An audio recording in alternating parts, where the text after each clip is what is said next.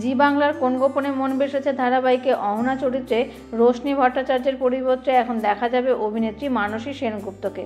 হঠাৎ কেন ধারাবাহিক থেকে সরে এলেন রোশনি, সেই কথা জানালেন অভিনেত্রী নিজেই। অনিকেত এবং শ্যামলুর জীবনের তৃতীয় ব্যক্তি হিসেবে ধারাবাহিকে প্রবেশ করেন অহনা অর্থাৎ রোশনি ভট্টাচার্য।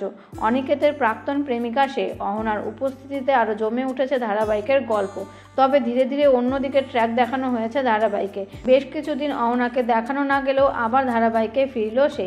এবার থেকে এই চরিত্রে আর দেখা যাবে না রোশনিকে। অহনার চরিত্রে দর্শক দেখছেন মানসী সেনগুপ্তকে। কিন্তু হঠাৎ কেন এই ধারাবাহিক থেকে সরে এলেন রোশনি? এই বিষয়ে রোশনি বলেন যে তিনি নতুন ধারাবাহিকে কাজ করতে শুরু করেছেন। সান বাংলার আকাশ কুসুমে বেশ গুরুত্বপূর্ণ একটি চরিত্রে তাকে দেখানো হচ্ছে।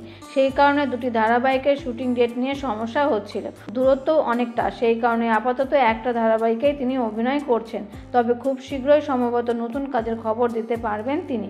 ইতিমধ্যে অহনা চরিত্রে রোশনিকে দেখতে না পেয়ে মন খারাপ দর্শকদের। যদিও অহনাকে একেবারে পছন্দ না করলেও এই চরিত্রে রোশনি দর্শকদের নজর কেড়েছিলেন। তবে আকাশ কুসুমের নতুন চরিত্র নিয়ে আশাবাদী রয়েছে রোশনি।